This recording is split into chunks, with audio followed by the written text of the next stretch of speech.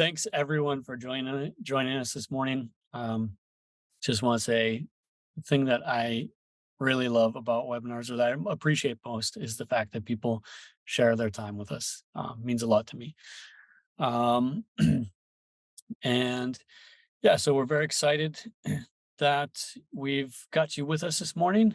Um, I guess without further ado, maybe I'll just introduce myself quickly, and then my co-host Stefan, he can introduce himself. My name is Mike. I am head of e-commerce insights here at Smarter E-commerce, also known as SMEC.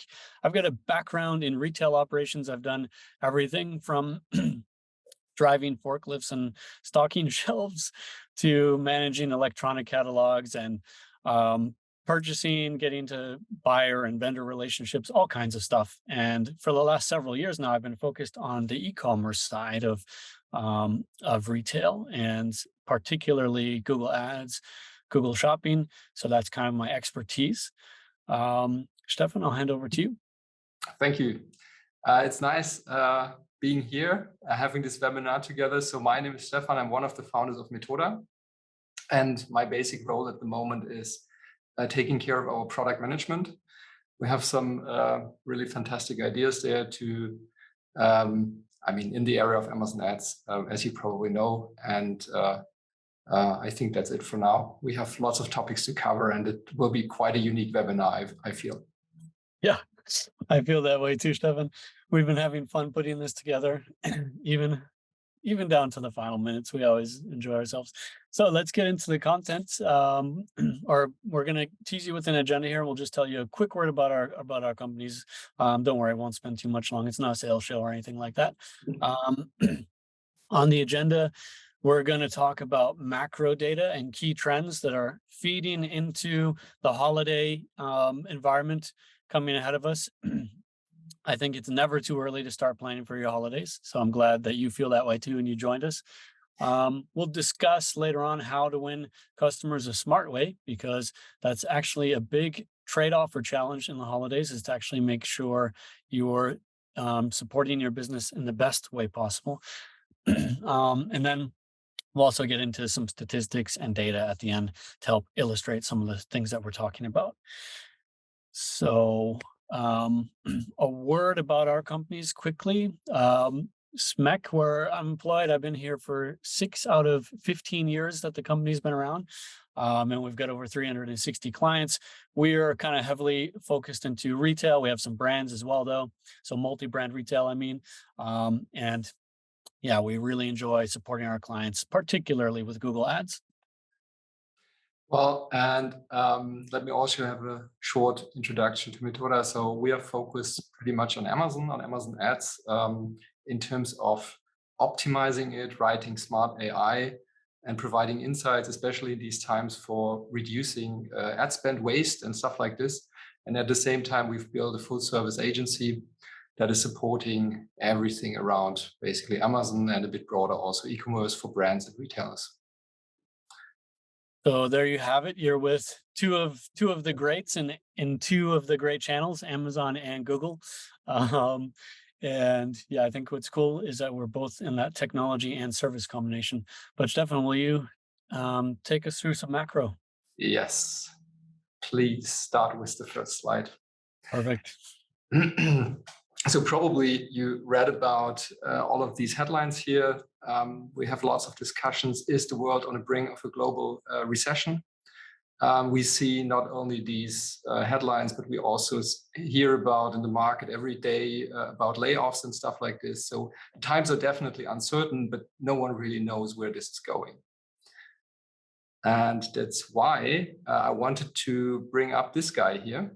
If I had such a talk already in a physical setup, and I was asking who knows this guy. I guess one of the audience really knew him. And maybe next slide, because this is basically this is the Jeff Bezos of the older generation, of the earlier generation. This is the founder of Walmart. And in the end, if you think about a recession, he was asked what he would say, and he said, "I was asked that what I thought about the recession. I thought about it and decided not to take part." And I think this is a very good statement And I took some time to research a little bit what the big 5 consulting companies would give as recommendation in times of crisis, in times of uncertainties. And there are 6 topics that I feel are worth looking at. So obviously it's about focusing on the existing customer. It's about analyzing stuff. It's also about thinking long-term, because crises don't last forever. And especially when you think about the pandemic, when you're in a crisis, you really feel it's never ending. But if you're out of the crisis, you feel it's, wow, it was really fast in the end. And one thing I want to emphasize, and this is invest in growth engines, because it doesn't matter what you exactly do, but investing in times of crisis into your growth engines is a very, very smart move. And we feel that the growth engine, let's jump to the next slide maybe. The growth engine of our current time is definitely the e-commerce, because it got a real boost during the pandemic. So you saw very high growth rates in the e-commerce area. But also for the next years, it's still we still expect relatively high growth there compared to all other sectors or possible sales channels that you have at hand. And what we also feel that is now really kicking in is that you see, so the bankruptcies that we see rising at the moment due to the uncertainties are quite heavily happening in the brick and mortar retail industry. And we feel there are 2 good reasons to focus on the e-commerce now and very, very strategically. One thing that is not new, but we wanted to share it anyways. So the big players in the market, this is looking at some segments in the market of the biggest retail players. This shows pretty much that the market is concentrating. So the big players are growing higher than the average market is growing. This is statistics for Germany and for UK, but it's basically similar also in the US and in other countries. And obviously, so if the market is concentrating, you also have to think about Amazon, because this is the most gigantic player in the market. And I mean, I'm not sure if it's 40% or 50% or somewhere in between, but Amazon has a huge share in the e-commerce market. So in the US, estimated according to this data, being around 40%. In Germany, it's around even a bit higher, around 50%. And what is maybe important to notice is what we also talked to with clients in the past months a lot. Amazon is still a growth driver. So if you think about the whole e-commerce, where you sometimes read headlines about maybe a stagnating returns at the moment, Amazon is still quite on top of the game. And that's why we also said we need to take a look at 2 big ad players specifically, because some of you, so all of our users and customers definitely know it. Amazon has also become a top ad platform by now. So it has emerged, I don't know, 2015 probably, starting with some experiments in the advertising space. But by now you see it on the light gray line. It is by far the fastest growing ad platform. And depending on the statistics that you take a look at, Amazon is now between the top 4 or top 3. So in the Western world, it's more the top 3, and in globally, it's the top 4 already. But we feel that Amazon will grow more, and at the same time, Google is still the biggest platform, and that's why we decided to go for these 2 ad channels in this webinar. And I mean, it's quite logical, I think. But if you have some ad platform that is growing really fast, you would expect that basically the returns are declining. And this is also what we see. So this is not data that we take from our systems, because that might be biased because of industry focus and stuff like this. But this is data that we calculate out of the investor report from Amazon every quarter. And what we see since basically Q1 2019, where the average Amazon return was at around 10, which is quite good. we see now that the average Amazon return in Q1 2023, some years later, is around 6 or even lower. Yeah, and I've added in some Google numbers here, and it's pretty interesting. I mean, to me, I don't know. I was actually, my mind was blown a little bit when I saw these numbers side by side, because Amazon definitely had this claim of, if Google Ads it is performance marketing, you do get a high ROAS compared to, for example, meta advertising or paid social. But then, let's say that Meta is like mid funnel or even higher up the funnel with demand generation, and you've got Google as this demand capture channel that's really performant, then Amazon is like the bleeding tip of the spear with this very high performance. And they've actually become a lot more comparable. It's still ahead in terms of ROAS. But it's just quite interesting to see the way that these channels, Google already went through that saturation point in the past. Um, Both of them seem to have had some boosts in ROAS at different timing and different extent related to the pandemic. But now they're both at a rather stable and basically similar level to each other. I want to discuss that this is something I've looked at many times again and again for the last few years, and it's because I just find it so interesting, because Amazon is also one of, if not the largest advertiser in Google Ads. So not only is it a platform and a marketplace, but it's a retailer itself, and it advertises as a retailer, and it also advertises its sellers as a marketplace on Google Ads. And it has become just for years now, a vast presence in Google Ads. So this chart here, these two charts are collected from the Auction Insights report, and it shows, the outranking share, how often Amazon is placed higher than advertisers. Also the overlap rate, how often they're overlapping, and the impression share, like how many of the impressions that they could get, do they get? And actually, already in November of 2018, they just exploded from this targeted experiment kind of phase to a very dominant position where they've stayed for years. They dropped out briefly in the pandemic, and CPCs also dropped right at that time, which was interesting. But getting toward the theme of this webinar, regarding these key dates, like Prime Day, the fall Prime Day, which will happen again. I think they call it like the early access sales event, but it's a fall Prime Day, which will occur again this year. And Black Friday, of course. We see that Amazon steps on the gas even more. They're already very dominant in these auctions. The number that you see here is competitor power, which is a way of kind of combining all of those auction insight metrics into one metric. And we see that they just step it up. And so in Germany, their strongest day of the year is Black Friday, by far, and compared to the median of 60%, they're 10% stronger, and that makes a difference. This will or can translate into performance impact for you as an advertiser, and yeah, it's basically something to be aware of going into the holidays. We're going to get back into some more data later on, but first we want to kind of get to this medium altitude. Let's move away from macro. Let's not get into this is kind of going to bridge us into some tactical conversations. But Stefan is going to present a framework that he and I were hashing out in some of our brainstorming sessions in recent weeks.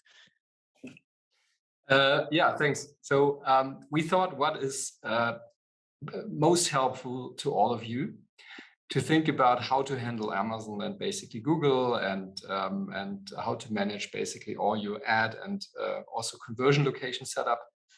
So we thought, let's come up with a framework that is very easy to understand. And so you have basically two dimensions here. The first dimension is the conversion location. That's the upper horizontal dimension. And you see this might happen on Amazon, or it might happen on your website or on your store. And then there's traffic sources, and the traffic sources might be either, so we're focusing on Amazon and Google, so you can imagine there are more, but let's say it might be Amazon or Google. And I think what is really important, also coming from the macro view, What we feel is there are some companies I've talked to, especially from the typical. No, please go. Oh, Just back. back. Sorry. After. Sorry. From the typical German Mittelstand, I would call them, and they are still not really active on Amazon. And I honestly, there's lots of strategic discussions around that, but I honestly don't get it because especially if we see now a weakening brick and mortar industry, Amazon can really secure your baseline revenue, and that's also what we believe is the role of Amazon. We also say you should not totally focus on Amazon because this will come with reduced profitability, with missing customer relationships, and so on. So that's why we definitely would recommend to have these two conversion locations in place. And the second conversion location, your store or your website, is basically about really winning the customer relationships, growing the customers on a long-term basis, making that a profitable customer lifetime setup in the end. So this is the base setup, yeah. And now we can talk about the next thing. For sure. This is now talking about the strategies, and there are 4 quadrants that we will take a look at. So if you're in the upper left quadrant, Amazon ads, then the traffic is coming through Amazon. It can be organically, but we're talking here about ads. So let's say it's coming through Amazon ads. And your conversion location is also at Amazon. This is the typical setup for everyone that is selling on Amazon. I guess without Amazon ads, without sponsored ads, to be very precise, you have a really hard time in increasing your sales. There's a second quadrant, and that's the upper right, which lots of people don't know about. And if you would ask me what could be the trend for 2024 in this space, I would say Amazon DSP link out, because Amazon has always been in the conflict of, am I a retailer or am I an ad platform? But the ad platform business is now so relevant and important that they are opening up with KPIs, with integrations, with whatsoever. And they also allow Amazon audiences, access to Amazon audiences for your link out campaigns. And I feel that this is a really powerful one. Yeah, I think when you think about the amount of audience data that Amazon has, it's a very interesting DSP. Yeah, so if we just, if we're moving kind of clockwise around these quadrants here, we've gone through the first 2, and let's come down to Google Ads. And now the classic here, so Google Ads is a traffic source to your web shop. And this is actually at this point almost exclusively what is possible on Google Ads, because there was this buy on Google program, where the conversion location, showing me the next quadrant, would have been on Google itself. But the program has been canceled. They could never get it to take off the ground. I think one thing that Google Ads made its name for is basically the fact that it could let even small companies stand shoulder to shoulder in an auction with very large dominant companies. And yeah, that it was this kind of customer acquisition and demand capture channel where you were paying to get that relationship. You were paying to send that customer to your landing page. And then, that could become part of your CRM, your retention, and you could build out a whole lifetime value strategy on top of that. And that was just super attractive. It offered a level of independence. And, I think in comparison to that, the buy on Google proposition, there were just problems there. It didn't have that, like, it was too much of a switch for retailers to accept. They wanted to own those customer relationships. And from a consumer standpoint, I think that the consumers weren't behaving this way either on Google. But if we move to that 4th quadrant, there is still an interesting effect occurring there, where the conversion location or the traffic source is Google, and the conversion location is not your web shop. And the possibility here is to use Google Ads to drive traffic to Amazon if you're on there. We're not going to get into this a lot, but we will talk about it in some detail. But let's maybe start moving down another level on this ladder from strategies toward a more tactical side.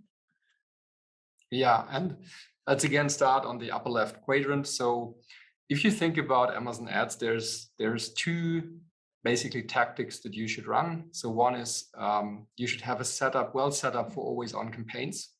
The focus here is obviously the return and basically incrementality. This is something that you know, probably the discussion of branded traffic, non-branded traffic, but you should think about what is the return and what is the incrementality of your campaigns in an always-on setup. The other thing is the seasonal campaigns. And here you can stick to sponsored ads, which is the classical one, leverage the high season traffic. Then you can decide on, do I want to be more aggressive or less? But what we would highly recommend and what we see in a base setup here is leveraging it also with the DSP, but not link out, but more a link to Amazon. Focus is obviously also the return, because we don't believe that campaigns without return are really making lots of sense.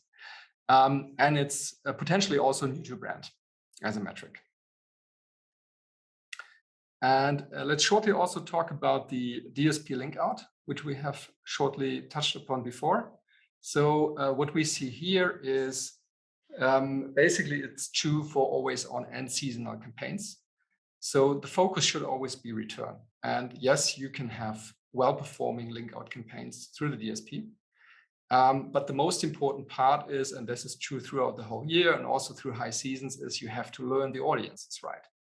And if you know your audiences, you can highly leverage the, let's say, the increased conversion probability through high season times. But you first, in always on campaigns, need to learn about the audiences and obviously also the products and messages that you can place to the market. If we're going to talk about Google Ads, again, going into a holiday period, like the first things are first. You need to again have your always on or evergreen campaigns. Your house needs to be in order. So most advertisers that we're seeing, about 80%, are using a target ROAS strategy in Google Ads, and yeah, that's not too surprising. So I do. If you've heard me talk before about ROAS, you know, it's the best tool we have. It's the only tool we have. So definitely focus on that. But I encourage you to not think of it as the be all end all, and to remember to use it as a tool and a lever, and not just as a goal, because the goal of the channel is actually, you know, acquiring new customers. So you might, speaking of which, try this new customer only bidding model that's available in Performance Max, this new ish highly automated campaign type from Google. My warning there is that we've typically seen pretty low volumes coming out of new customer only mode. There are other options like bidding higher for new customers, but this is done by changing the way that your reporting works, and I can't really advocate for that. But you have to think hard about having kind of a healthy, excellent setup. And then your seasonal campaigns should really focus on product segmentation. This should be part of what you're doing anyway, but getting your assets nailed, your seasonal assets, that's more important than ever, particularly with Performance Max. It's, you know, it is offering these other more visual formats. Shopping was already this visual leap from the text ads that Google Ads started out with. But you've got to nail this stuff. And really, assets, audiences, and segmentation are the name of the game there. When we're talking about this drive to Amazon strategy, there are some specialists out there who are into this. It's quite complicated, to be honest, because you run the risk of competing against Amazon, because Amazon's also trying to drive traffic to Amazon, even on your behalf, potentially, since they'll do some seller ads. And you are going to just really massively compete against them. So, you know, you can dig deep into your auction insights at the retail category level, for example, and try to find if there are categories that are working for you that you want to push that seems like Amazon is not pushing as well as you could. But it is quite complicated about how to do this, track this, not cannibalize. So it's a rather advanced tactic. If you are a big seller on Amazon and you are also advertising on Google, then you need to be aware of the effects. Um, yeah, so I was talking about getting the fundamentals right earlier, and just to get into some more detail there about what that can mean. Um, it's not just like about the basics; it's really the brilliant basics. There's kind of this idea that you need to do everything 10x or something like that, and I value that philosophy, but I think it's also important to remember that um, if you just do every day 1% better, this compounds over time. And it's way less intimidating and way more feasible than thinking in a 10x mindset, because most of your competitors are not getting 1% better every day. So I encourage you to really think about brilliant basics as well. In There's this concept of retail readiness from Amazon, and I think there's also an extent to which you can apply this to Google. And they each platform takes sort of a different position here. You could call it the carrot and the stick. Google is taking more of a carrot approach when it comes to retail readiness, because right now the fact is that Google Shopping offers an extremely uneven experience to consumers. The pricing is not consistent. The pricing is not, you don't on Amazon, you're going on there, you're going to expect good pricing. On Google Shopping, it's honestly all over the place. Um, and this new program, the Merchant Scorecard, helps reward you with increased visibility when you're offering a good customer experience. Meanwhile, Amazon, on the other hand, and Stefan can speak to this better than I can, but they'll typically penalize you. Like if you have an out of stock, that's going to penalize you. And so it's really kind of an opposite proposition there, where they're just in a stronger, more established position on customer experience, and they enforce it. Whereas Google is trying to nurture it in the first place. Um, this idea of product segmentation I mentioned earlier, Stefan and I were both talking a lot about like this Boston Consulting Group matrix, if you've seen that before, but any kind of quadrant analysis can be really helpful here. There's simple frameworks for Google Ads as well. For example, a volume and efficiency matrix. You've probably heard of terms like zombie products or leaders and bleeders, stuff like this. But you can get a lot more advanced on that when you don't just think about historical performance, but also try to get into predictive and try to increase the number of dimensions that you're looking at. So not just this XY dimension of volume and efficiency, but what kind of a Z axis might there be, like in terms of like our ability to fulfill this item, or things going on in our own inventory. Um, and yeah, we already talked a bit about planning and scaling the campaigns.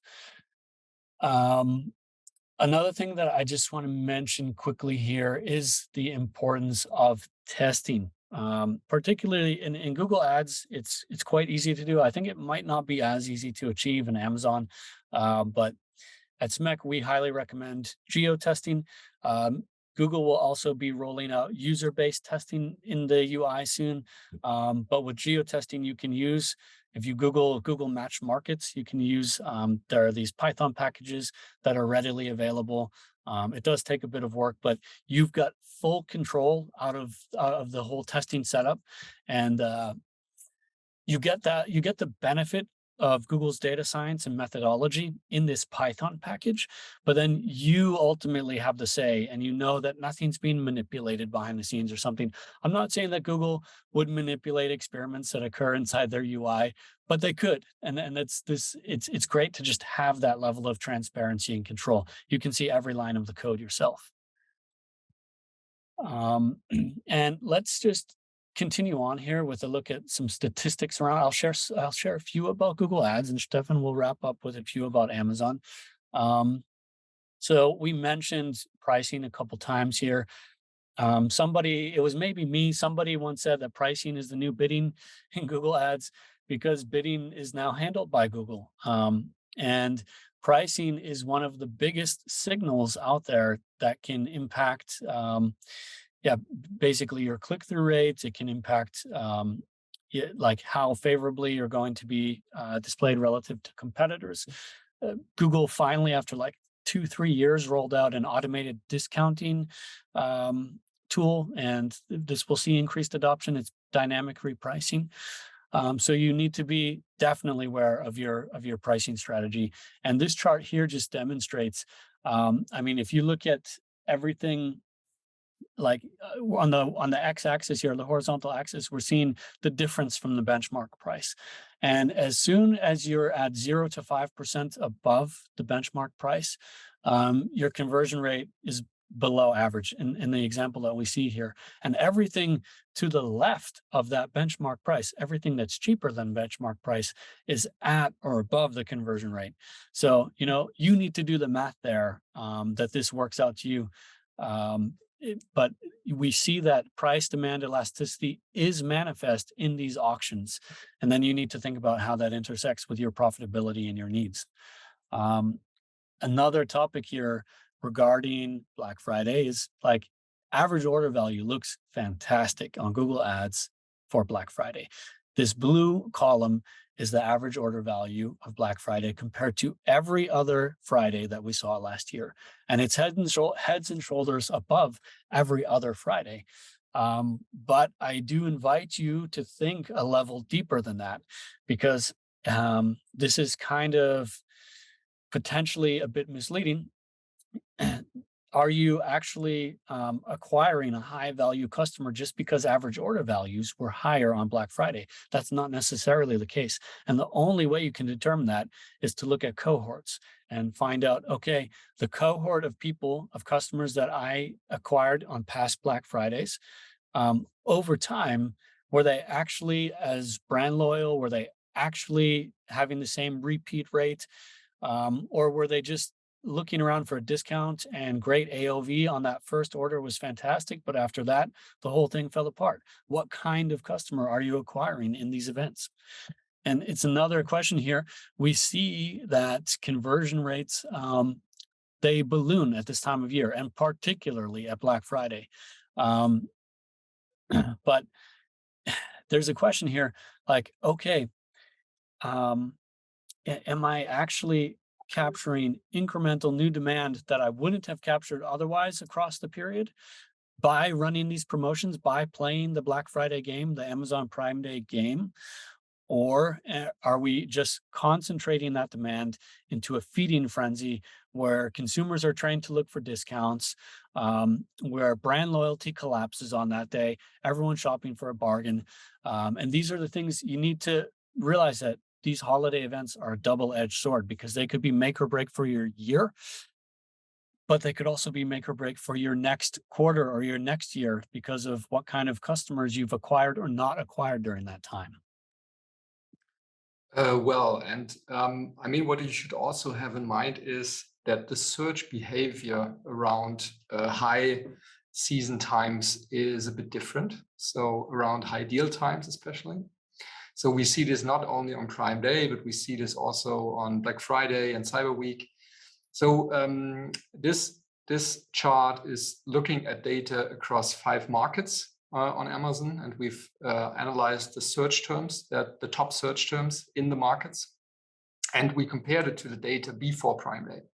And what you can see basically in all of the markets is, so the green one is the branded traffic, and the blue one is the generic traffic. We have some some traffic estimates behind, and you can see that in all of the market, the share of branded traffic is increasing. It's in Germany even almost doubling. And this is, I mean, also logical. So shoppers are looking for bargains. So, but if you think about also maybe competitor attack strategy, you should be aware that this traffic will potentially skyrocket in these days. And next to this, there is one of the, I think this is, well, everyone should know about that, but this is distribution patterns of paid visibility. And we are every now and then analyzing this on Cyber Week, Prime Day, and other events. And what we always see in the market, there is the low budget scenario. And this basically is a brand or retailer that is visible in the early morning. And then the visibility is massively reduced throughout the day. We see a second typical behavior. This is a very high budget company. And here, typically, they start out in the morning with, well, let's say, some kind of a visibility, base visibility. And in the afternoon, when all the other players with a low budget and a wrong, basically also bidding and budget strategy, when they are off the market, they will increase their visibility. And then there is the low bid scenario, and this is maybe just interesting. So if you have a low budget, you should also have a low bid per se, I would say. But this is typically looking like this. So you start on your average visibility level, then your visibility level will increase while the others go out of budget. And then maybe later on, you will also run out of budget, and then you see a curve like this. And I just want to make you aware that this is true for all times. For every day, this is happening. But for high season times, this is really critical because especially if you have a deal planned in the afternoon, you should not run out of budget during these times. And just a final slide, because I wanted to also bring some statistics on the campaigns, DSP versus sponsored ads. So sponsored ads as the search ads. And what we compare here is 3 KPIs. The first chart is looking at ad spend. The second is looking at the revenue that is generated through the ads. And the third is looking at the returns. And we here have a customer case that decided, maybe for good reasons, to have a very static budget on Prime Day versus the 30 days before. And you can see that this is the blue line, the sponsored ad setup, that the revenue is nevertheless increasing tremendously by 55%. So the return is around the same level because the budget compared to this 30 days before was a bit lower. But what you can also see here, and that's why I was emphasizing the DSP as an actually must-have for high season times.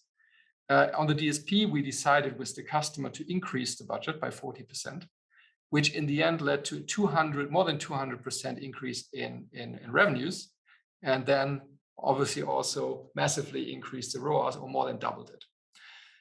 Just that you have some statistics, what is happening with the different ad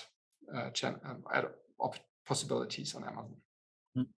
Yeah, that's super interesting with DSP. I think it's a bit slept on. So let's just wrap this up because I heard my timer go off a second ago. Sorry about that. And with the summary, and we'll get into the question and answers. I see there's one question in there, but keep sending them through. So to summarize a bit here, we're seeing market concentration, which is affecting or let's describe, there's a couple things. There's market concentration occurring. There's channel saturation occurring. These are separate but related effects. And this can ultimately damage the profitability or the returns of channels. We feel that having a unified strategy between Google and Amazon is more important than ever because basically these two channels serve different purposes. They reach to a certain extent overlapping, but to a certain extent unique audiences. They'll have a different role in your business. But if you look at that kind of quadrant or matrix that we shared with you earlier, finding that right balance between I'm owning the relationship and I'm letting this really big and effective distribution channel work for me, finding that balance is super important. As I mentioned, brilliant basics. So think about Google scorecard, think about your feed health in Google, everything down to your title optimization. There's new tools coming out all the time. There's this AI tool called Feed Gen. Check out all the stuff. Look at your Amazon retail readiness because you need to be ready for game time. And that's generally true, but you'll feel the pain more in the holiday period. And then these high season times that are ahead of us, a few months out, but never too early to prepare. You need to be ready in terms of your pricing. You need to be ready in terms of your creatives, your assets, your audiences. We see this of increased importance in Performance Max, in Amazon with the DSP audiences. Just year after year, they become more important. And as we head into this cookieless world, this could affect Google more than Amazon, which is kind of this closed looped attribution. But we just need to find every tool and every foothold that we can going on those.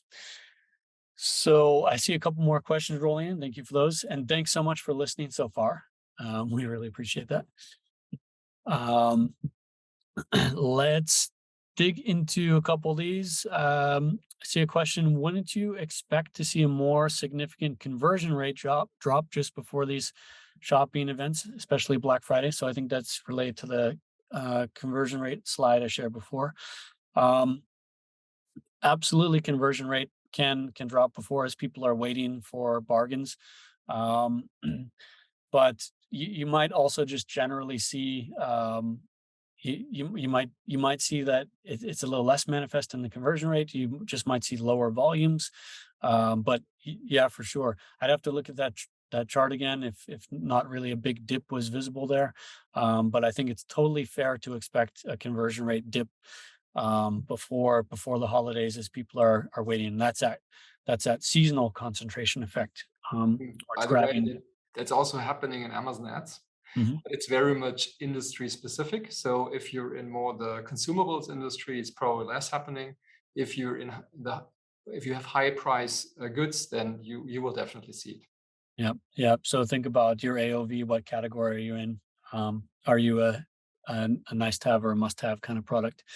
Um, Regarding the Amazon auction power in Google Ads, are there more recent charts to see how much dominance has changed since December 2019?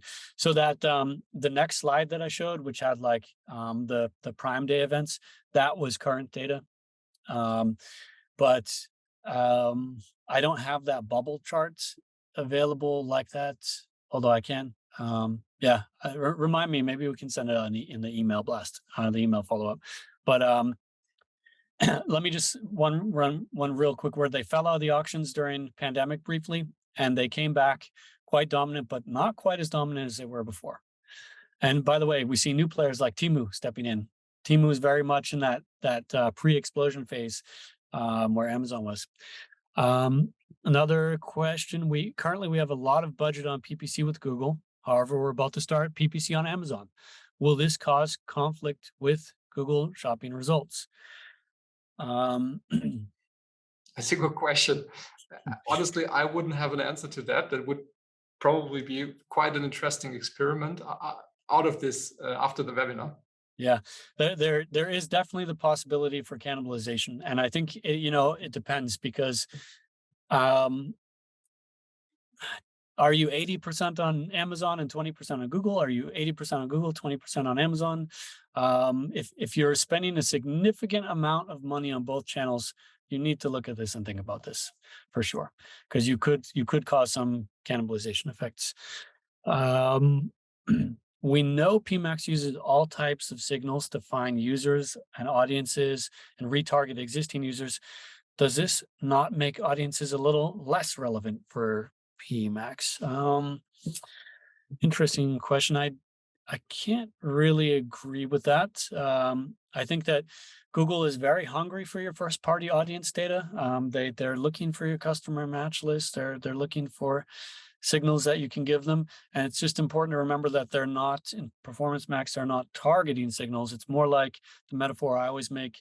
Instead of choosing an album or a playlist on Spotify that you want to listen to those songs, um, or choosing a genre, like it's like clicking one song and then letting out Spotify's algorithm decide what it's going to play next, and it goes from there.